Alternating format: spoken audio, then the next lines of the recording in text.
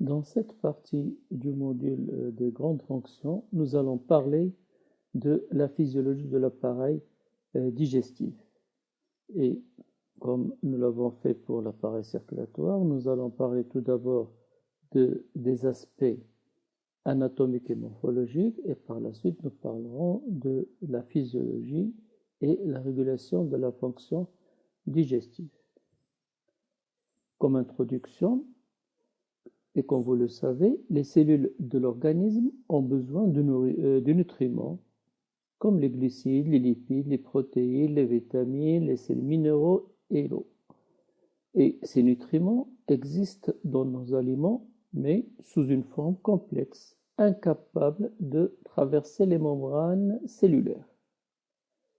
La digestion a donc pour rôle de simplifier les aliments qu'on mange en les amenant progressivement vers des formes physiques et chimiques compatibles avec leur absorption digestive et leur transfert dans le système de distribution cellulaire,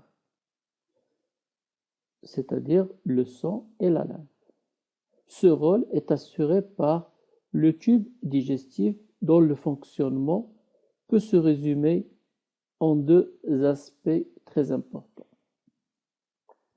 Le premier aspect, c'est l'activité mécanique qui va se faire par l'aspiration, la mastication, la déglutition, le brassage, le remplissage et la vidange de ce que nous mangeons.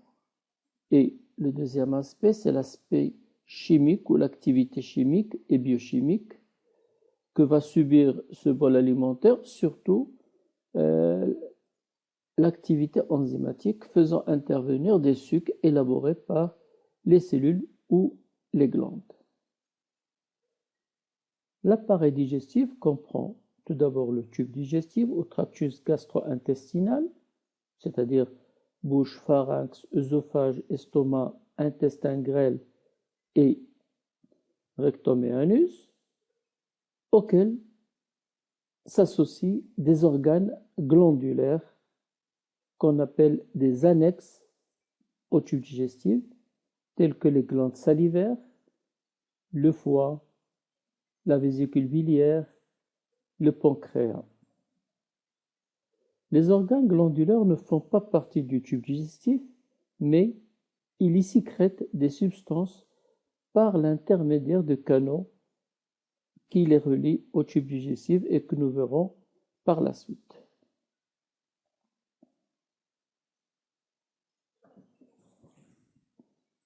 Le tube digestif adulte mesure aux alentours de 4,5 à 5 mètres de long et traverse tout le corps de la bouche jusqu'à l'anus. Donc c'est un tube très long qui commence par la bouche et se termine par le canal anal.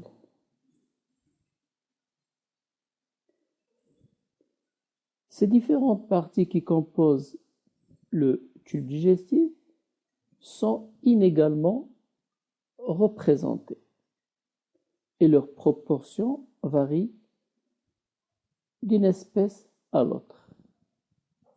Prenons par exemple le cas des omnivores tels que le porc.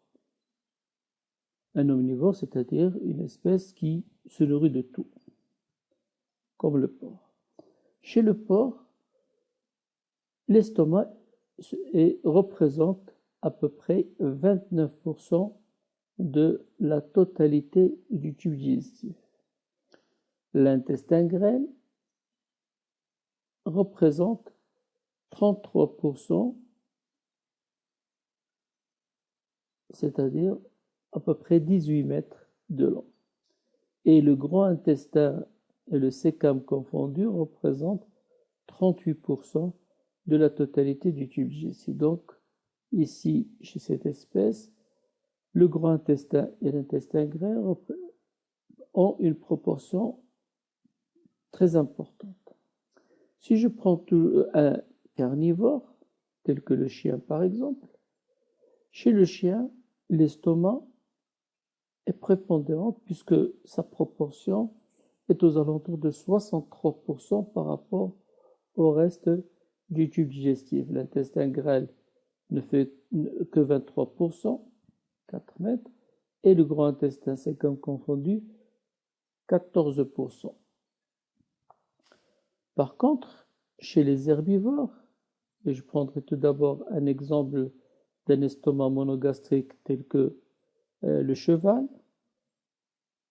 chez les herbivores, l'estomac représente 9% chez le cheval, l'intestin grêle 21%, qui fait 22 mètres, et le grand intestin sécam confondu aux alentours de 70%. Vous voyez l'importance de la digestion au niveau du grand intestin et sécam pour un herbivore monogastrique tel que le cheval. Si je prends un herbivore monogastrique mais de petite taille comme le lapin, l'estomac là également ne représente que 15% et le grand intestin et sécam confondus représentent 73%, d'où la prépondérance et l'importance du grand intestin chez les herbivores monogastriques. Si je prends un exemple des polygastriques, tels que la vache, toujours un herbivore, l'estomac représente 71% de la totalité du tube digestif et l'intestin grêle 18% malgré qu'il fait à peu près 46 mètres de long et le grand intestin sécam confondu ne représente que 11%. Donc, chez les polygastriques herbivores, l'importance de l'estomac dans la digestion